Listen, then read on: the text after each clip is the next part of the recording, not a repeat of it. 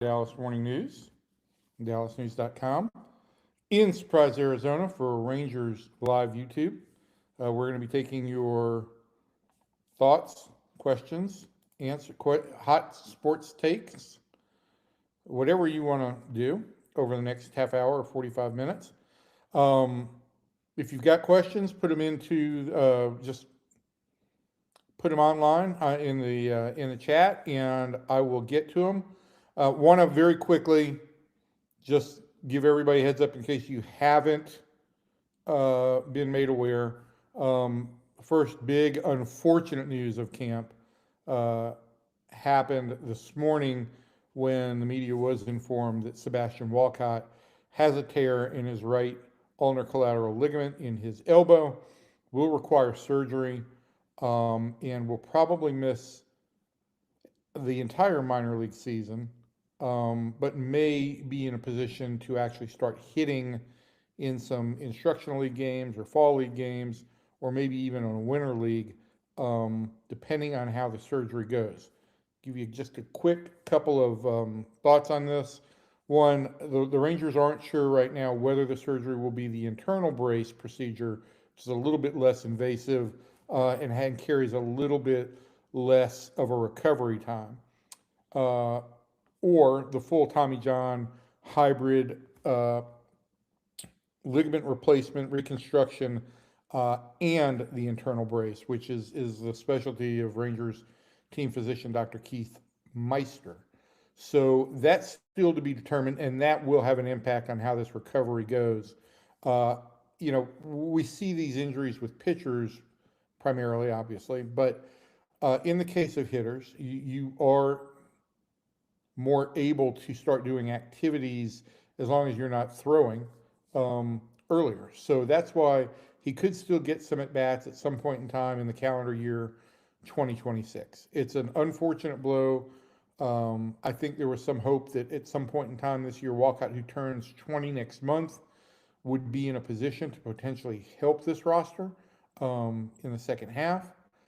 That's not going to happen. And if the Rangers are going to look for position player help from their minor leagues, it's going to have to come somewhere else. And I think, as you are aware, the pickings are very slim for minor leaguers who might be able to help this team at the big league level, particularly in the infield. I think Alejandro Osuna will have an ability to either open the season on the big league roster or will be obviously the first option if an outfielder gets hurt. But in the infield, the Rangers are going to be very, very short in terms of young, talented minor league depth. So with that, I'll start to get to questions because we've got a number of questions in the queue already, and I don't want to delay that. I want to get to as many as we can. So here we go. So Jimmy asked if Nick Castellanos is released, could he end up with the Rangers? I suppose, but I don't think there's a great fit. The Rangers right now, as I just mentioned with Alejandro Osuna, they've got more outfielders than they probably will carry on the opening day roster. If the Rangers were to have an injury in spring training to Evan Carter or Brandon Nimmo or Wyatt Langford, certainly the team would have to be flexible and potentially look at options like Castellanos. But at this point in time, I don't see it being a real fit.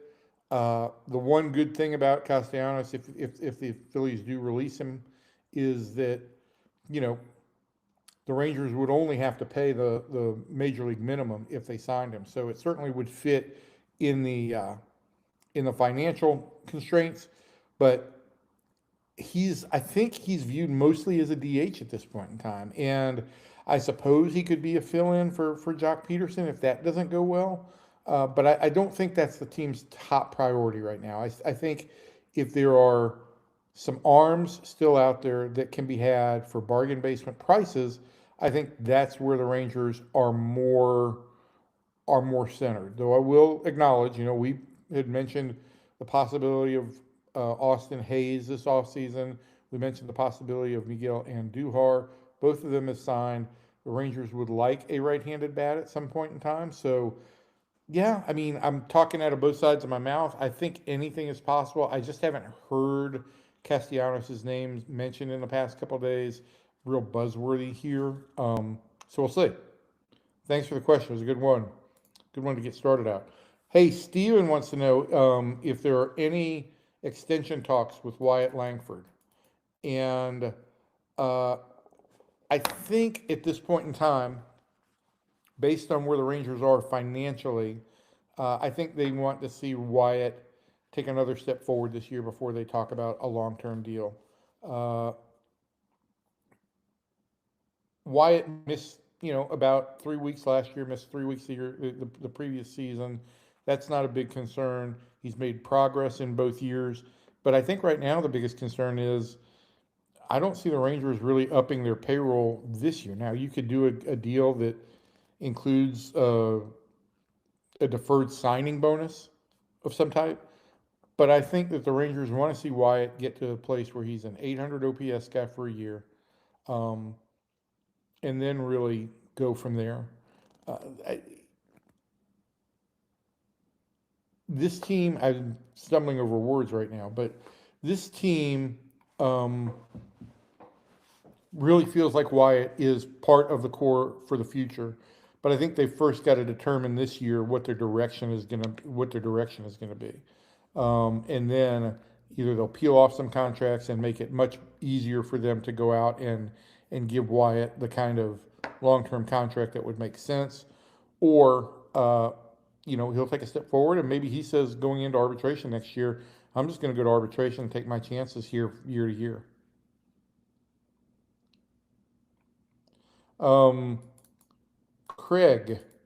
Craig asked about Emiliano Teodo. He said he regressed last year. Yeah, the walks were really bad. It was over a walk per inning. Um, he's still on the Rangers' top prospects list in my mind. Probably not a top 10 guy for two reasons. One, obviously he regressed last year, but two, the Rangers have moved him to the bullpen, and so bullpen guys have less value than starters do. Uh, on top of all that, I think there is the situation with Teodo right now that he's still dealing with some back issues and is being slow played coming into spring training.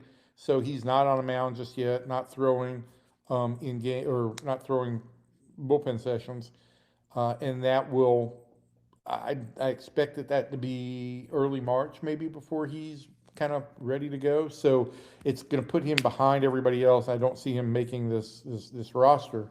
And listen, the thing he's got to do is he's got to lower the walk rate. The walk rate is simply unacceptable. I think it was 11.5 walks per 9 innings last year. Just a real step backwards. And I think in the pecking order right now, he may have even been bypassed by Gavin Collier in the bullpen, who also has above average velocity through 96 in the bullpen the first day of workouts. You're not really want to see that all that much at the first day of workouts, but when it comes out nice and easy, the way Skip Schumaker described it, it certainly bodes well. He opened eyes on the first day of spring training. And so I think Teodo has fallen behind Collier in that pecking order. But Collier also has the same issue. His walk rate wasn't quite as high as Teodo, but he's going to have to, if he's going to make this roster, he's going to have to show that he can attack the strike zone as well. And obviously for Collier, if he's healthy, he's got a leg up on Teodo. Gallagher Champ says, "Hey yo, I'm here. What's up, man?"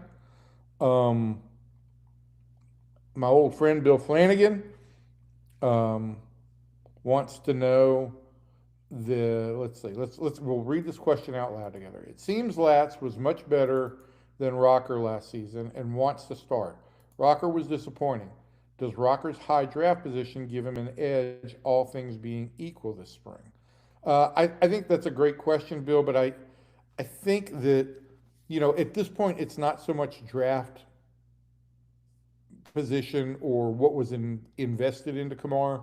I think it's about aligning the best roster.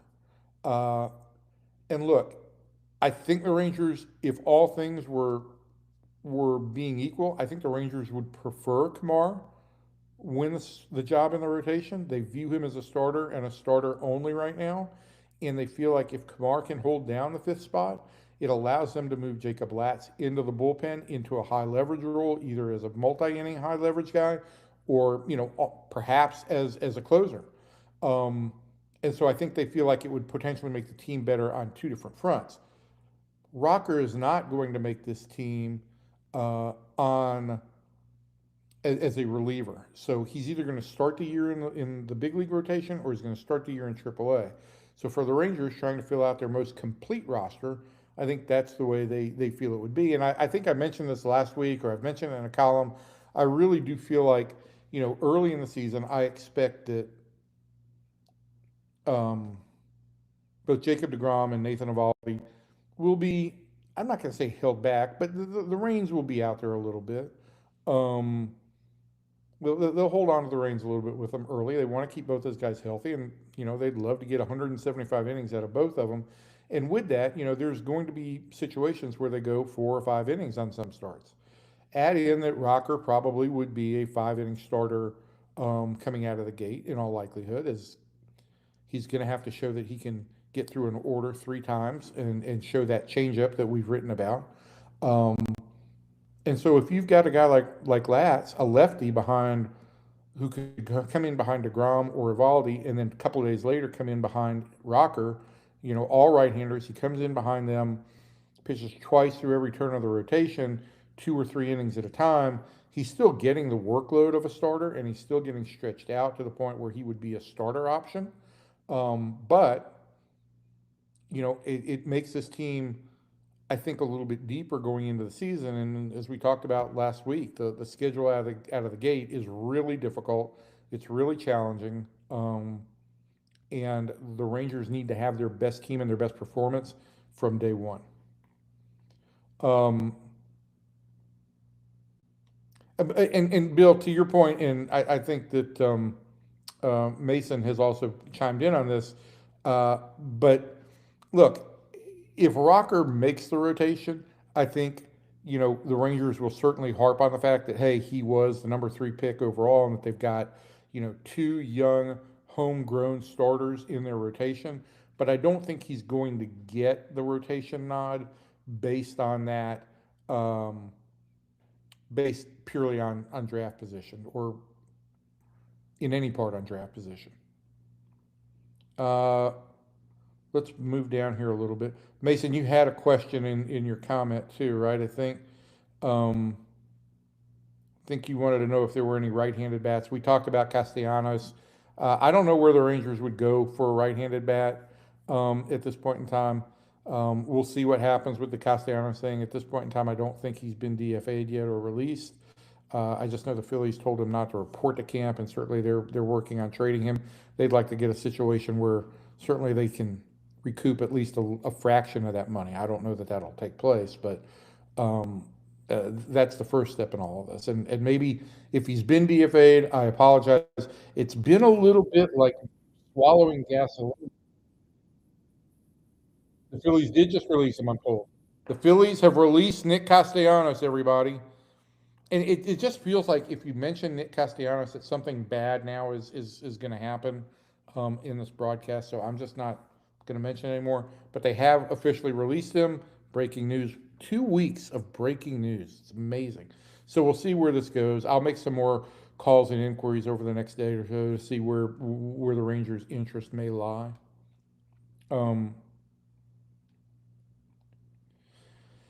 Uh, Listen, Air Jordan, the Air being Heir, wants to know. Well, he mentions that Jack Caglianone got TJ and then really exploded as a hitter afterwards. Uh, he said Walcott should be ready by the Arizona Fall League. Right. Again, I don't want to. We're getting ahead of ourselves here because we don't know which surgery he's going to have just yet. And I don't know if the Rangers are going to want to expose him to the fall league or if they'll want to get him at bats in the instructional league first. They've left that open ended. And so it could go any number of different directions. Just understand that in all likelihood, unless it's a brace surgery and unless things go really, really well, I don't think he's going to be uh, an option for the Rangers in any way, shape, or form this season. Um, I got to tell you guys, I'm struggling. First of all, what can we say about the artwork here at the spring training house? It gets lots of comments from people when they see me online. I'm not sure what the meaning of this picture is, but there it is. There's a lot of people standing and waiting. I tend to think of it as the copy editors at the Dallas Morning News standing around waiting for my copy, or otherwise it's Ranger fans waiting to see the lineup so they can complain to me about what lineup I made that day. As you know, I make the lineups. Um, so Ian asks if a Skip Schumaker spring training feels very different to a Bochy spring training so far. Curious if you can tell any differences just a few days in. Um, yeah, listen, I think they're two different personalities, and I think they're going to approach the job two different ways, and that doesn't mean either one is right or either one is wrong. But I have been impressed by what I've seen from Skip in these first couple days. Um, I told the story after the first workout how the first meeting he had with pitchers, and the first day of camp, you meet with all the pitchers because you don't have the full team there. You have the meeting with the pitchers and the catchers, kind of outline camp process and all that stuff for them. And then 5 days later, when the full team comes in, essentially the manager does that same speech again. Um, and so maybe it loses a little bit of its passion the second time around, um, whatever. I thought it was interesting that Skip did not lead the pitchers meeting. He didn't introduce things. He said that he turned the meeting over to Jordan Teagues, the pitching coach. And what I really liked about this, and I think the Rangers want to empower their coaches more, is he said, I want my coaches' voices to be heard. I want my coaches to coach. I want their voices to be heard, and I want them to be empowered to do their thing. And also the underlying message there too was empowered to build rapport with players so that the communication between players and coaches, and that extends to Schumaker as well, goes both ways. It's not simply a coach walking to a player and telling him something, or a player having to cross the threshold into the manager's office, which can be intimidating for a player, particularly a young player. But I think it's the opportunity where it doesn't feel intimidating and that both sides are willing to meet in the middle on all of this.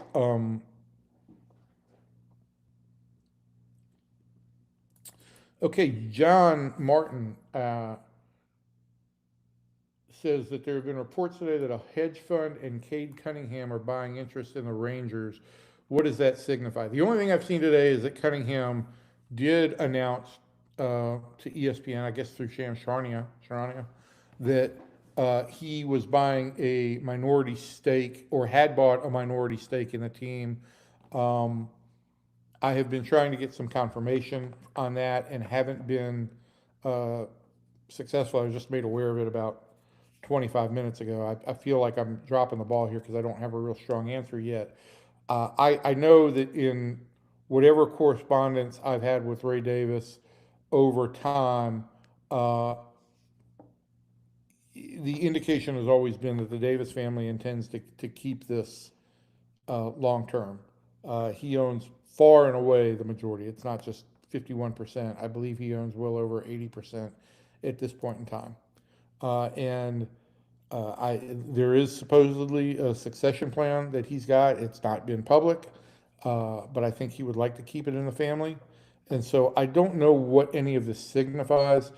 You know, there was a group when this team was bought out of bankruptcy at the bankruptcy auction. There were some very almost, I don't want to say it as ceremonial or token investors, but like Charlie Pride, I think had a $2 million stake in the team, which really isn't very much for a team that at that point in time was going for close to $700 million. But I do think that there's some shares that are out there. And I got to be honest on the hedge fund thing. I'm still not sure where private equity stands in terms of being invested into Major League Baseball and other sports. And so that's something it looks like I'm going to have to get up to speed on pretty quickly. But hopefully I'll have you better answers on that in the not too distant future. I would also think that if you get more investors in this team and you're not really diluting ownership, it just means more money that the club should have to invest in pieces. So there you go. Michael,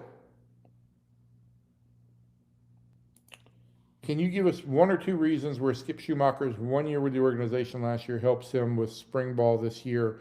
And he also wants to know, does anybody call the new manager Skipper Skip? Let me answer the second one first. No. And we will not call him Skipper Skip. You can call him Skip or you can call him Skipper. But I think that Skipper Skip might be a little bit redundant and a little bit unnecessary.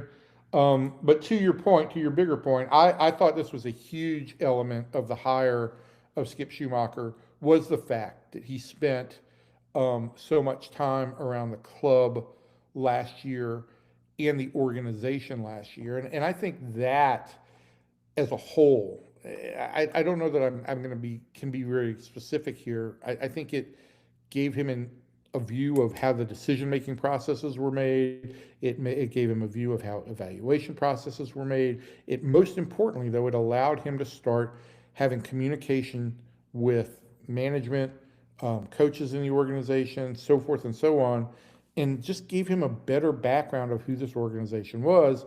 And to your point, I just think you can't overestimate what it is to have a year where a guy basically audits your entire organization. It just gives, usually coaches who get promoted to manager from within the organization, they've been around, they've seen some things, but they haven't had the same exposure to management levels in the minor leagues that a guy like Skip had. And certainly if you hire a manager from outside, he may have seen your club and he may have done a lot of research, but he doesn't. He may have relationships with a couple of people, but not many. Skip, had a lot of conversations with a lot of people last year while still being very cognizant to not be, and he mentioned these words, he didn't want to be a helicopter last year. He didn't want to be dropping in and having conversations all the time with people. He was available. He was around. He was respectful of Bruce Bochy and the organization at that point in time, but it gave him a ton of background from which to build a really strong plan on how he wanted to attack this. Give me 1 minute. I just need to respond to a text real quick, and then I will be right back. It's 1 second, okay?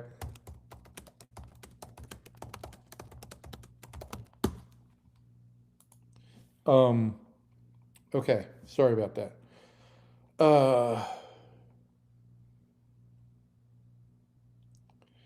Do you have a dream guest for the podcast with John? Really enjoying the show. For those of you who aren't aware, hopefully you are if you're subscribed to this YouTube channel, because we upload the podcast, the Rangers podcast, every week to this channel. But John Blake, the former Rangers Executive Vice President of Communications, longtime PR guy, asks this. I'm sorry, guys. I can't tell you how difficult it is to try and talk and also try and read the comments that come in real time. I'm not great at multitasking, so please bear with me. But you asked if we have a dream guest for the podcast with John. My dream would be that we'd get actually a round table of guys, because look, nobody needs to hear from me or John, but it would be great if we could get a round table of former Rangers, whether they're all from, like the 96 team, or if they represent different generations of Rangers, or if they're from the 2010 group, 2010 through 2015 group, whatever. I'd like to do that. And I'd like to get more into telling specific been kind of wacky stories about people that, had significant moments in Rangers history. I think the one thing I'd like to do this year, and I know this is not going to really excite anybody all that much, but like, Scott Sheldon played all 9 positions in a game for the Rangers. He was the last guy to do it for the Rangers. It was a really weird circumstance. And he gets referenced about once a year. I'd like to have him on the show one time to just talk about that weird day and how all that arose. And I think that's more of a storytelling podcast than a straight interview. But yeah, that's my question. That's my thought on this at this point in time. Hey, producer Joey thought he could sneak this one by me. Um, Drops in, does Roman Reigns win the world title at WrestleMania, or does CM Punk get the long-awaited win in a Mania main event? Man, Joey, I don't know.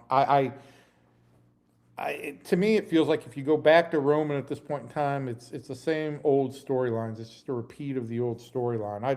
I'd love to see some new blood, and certainly, I don't know that Punk qualifies as new blood, but look, he's a wrestling legend. He's done everything. This is the one thing that's eluded him. I think it'd be awesome to see him have the belt and the title and be able to say that he did it at WrestleMania as the main event. Um, but we'll wait and see. I haven't put on my WrestleMania season hat just yet, although I am aware that Rhea Ripley and Tiffany Stratton have both qualified for the Elimination Chamber. So it's always Tiffy time here. Gallagher Champ, the infamous Gallagher Champ, says Skip reminds me a lot of Michael Young, but SoCal guys, they're SoCal guys about the same age, so that makes sense. But look, Michael and Skip might be. I think Michael thinks of Skip as perhaps his best friend in the game. I think Skip thinks of Michael the same way. They're very close in age. They were brought up the same way. They have very similar approaches. They went to the same college. We've told the story in my profile on Skip Schumaker last fall. We told the story of how they met during an alumni game back in, I think it was 2001, at UC Santa Barbara, and really established a relationship. And it really grew, in small increments. But in 2013, they were together on the Dodgers for the last month of the season. Two SoCal guys in Southern California playing for the Dodgers, their hometown team, for the last month of the season. And they were both kind of in the twilights of their career. It was Michael's last year. I think Skip played 2 more years, but they were on the bench a lot together, and they started to talk and work through the game together. And it was really strong case of 2 guys who were on the same wavelength. And so the relationship really grew after that, and they are very close. When I went to Southern California to talk to Skip, I had breakfast with he and Michael Young, and it just resonates how close they are and how similarly they approach the game, how serious they are about the game. And how passionate they are. So yeah, I mean, I think there are a lot of similarities there, and I think I think both of them are good assets for this organization. Air Jordan wants to know: is this the end of our questions? Am I at the end of the question queue? Did I make it all the way down here? So Air Jordan, going back for number 2, wants to know what it's going to take to get Bobby Witt in a Rangers jersey. Well, how long is he signed for in Kansas City? I mean, I don't ever see that happening. Not when he's a very productive player. I forgot what the deal was that Bobby Witt signed. I'm going to look that up real quick, just so I know.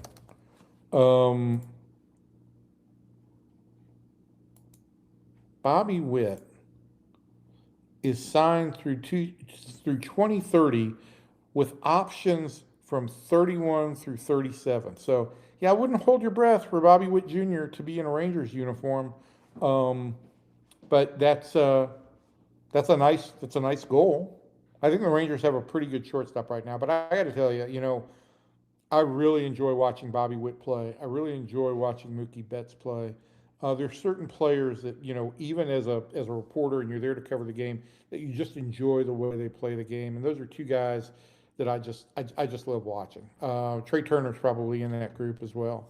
So no, you won't get Bobby Witt Jr. in a Rangers jersey, but he's a fun one to watch. Um, Ned asked about any words on the adjustment Rocker made when he went to the development system after being shut down. Was it just focusing on that missing off-speed pitcher? Were there bigger changes? I think it wasn't, and I wrote something about this morning in a column on Kamar. I think the primary goal was to make sure that he would get confident with a changeup because he was going to need a third pitch. But I think there were other elements too. There were a couple times last year when the game sped up on him a little bit. I think there were a couple times that he shook catchers off that the Rangers weren't happy with. It was just, we make this big deal that was the development program, and we made a big deal when Jack Leiter went through it, and they're great learning experiences, and it's something the Rangers have afforded some of these pitchers the last couple of years. Clearly, it had a role, some kind of role in Jack's development and progress, and so I think the Rangers are hoping for the same thing with Kamar. But I think the biggest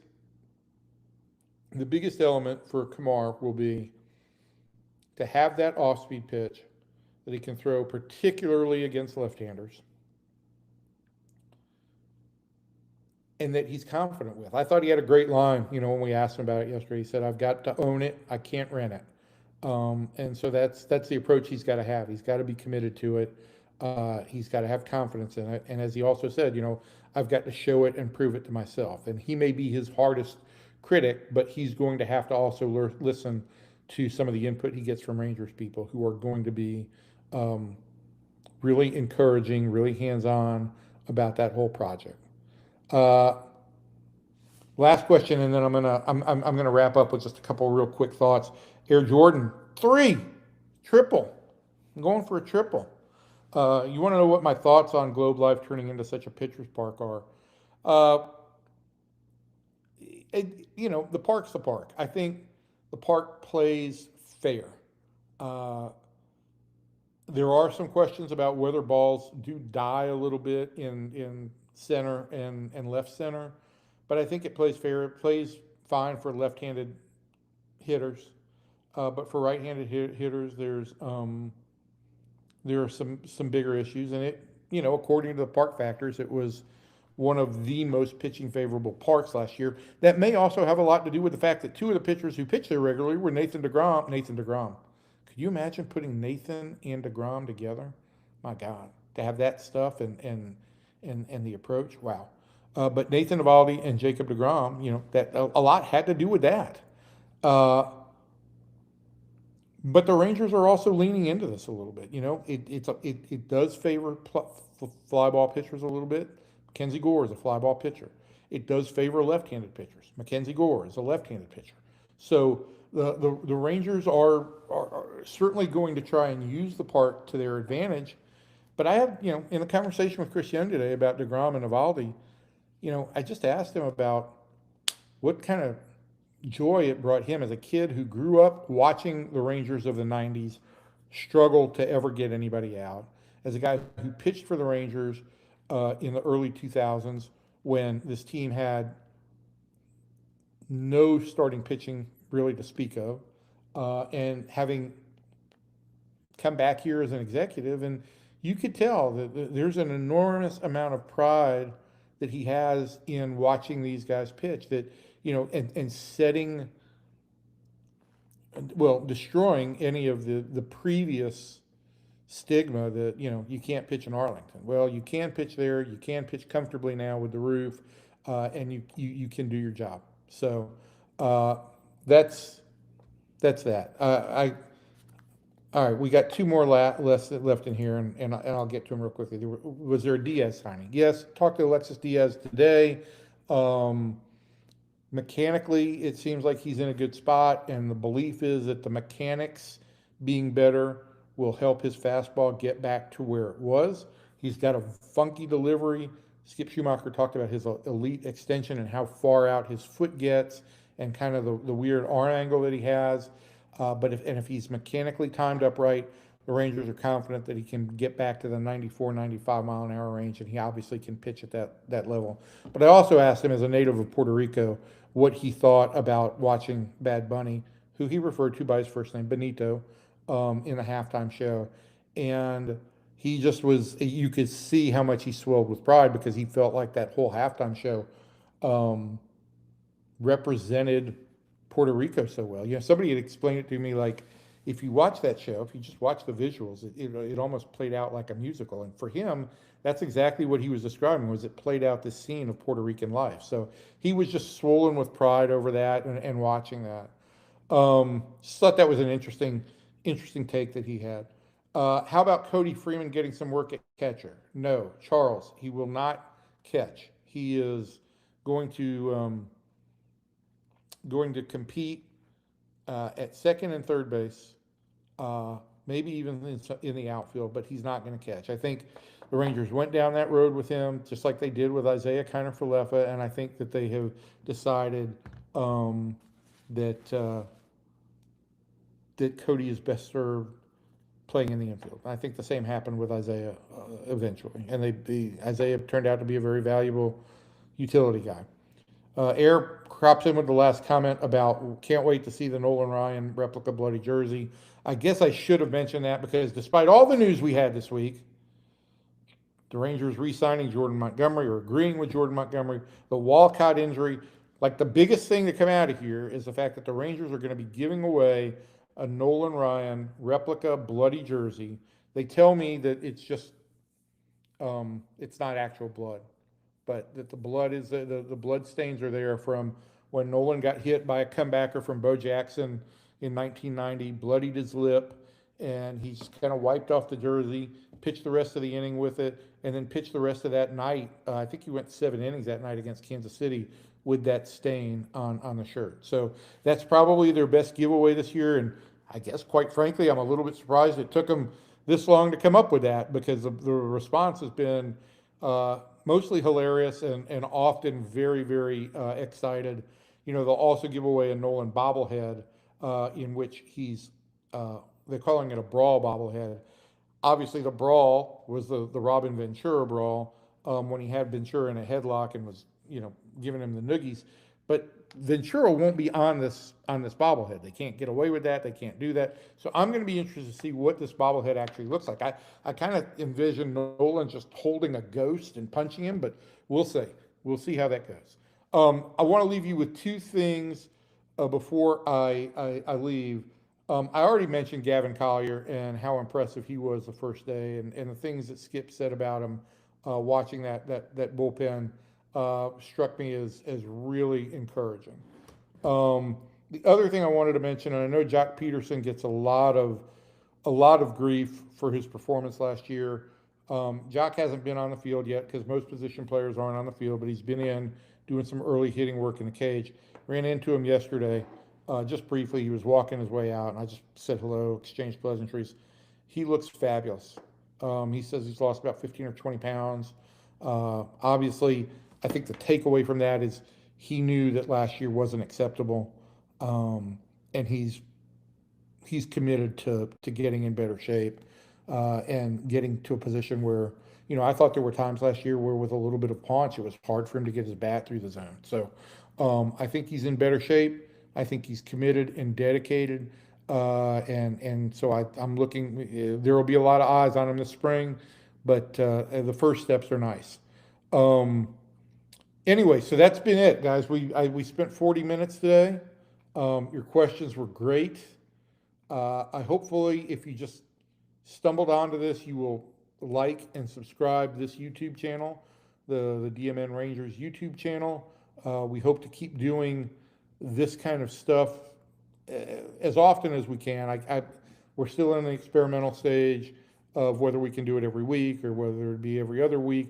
But I love the ability to give and take with you guys in real time. I love the ability to let you know what's happened on the field that day. So You can follow me on Twitter at Evan_P_Grant or X, whatever they're calling it today. Also, the same exact handle on Instagram. I posted like a 60-second video this morning right after the Walcott news came down with some of that news. So please feel free to interact, engage, like this video, leave more comments on it afterwards, whatever you want to see, because the idea is to reach you where you'll consume the news. So thanks again, everybody, and we'll see you, we'll see you soon. Bye.